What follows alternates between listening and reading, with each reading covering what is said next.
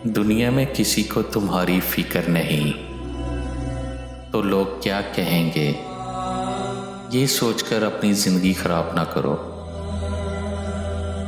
लोग हमेशा कुछ ना कुछ कहते रहते हैं।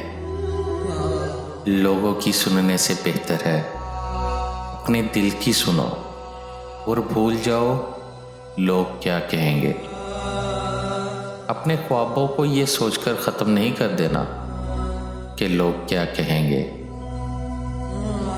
अगर लोगों का सोचोगे तो खुद की खुशियों को भूल जाओगे। लोगों की बातों की परवाह न करो।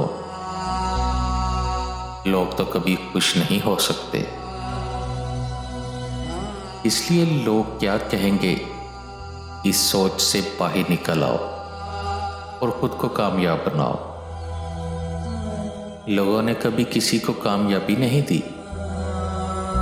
कामयाबी खुद के दम पर हासिल की जाती है। इसलिए लोग क्या कहेंगे जैसे अल्फाज दिल से निकाल दो।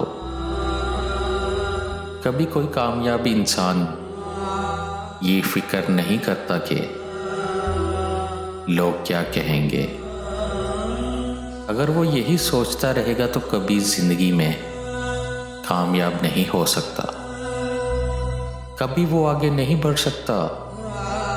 इसलिए खुद के अंदर छुपे उस इंसान को तलाश करो जो इस बात की परवाह न करे कि लोग क्या कहेंगे,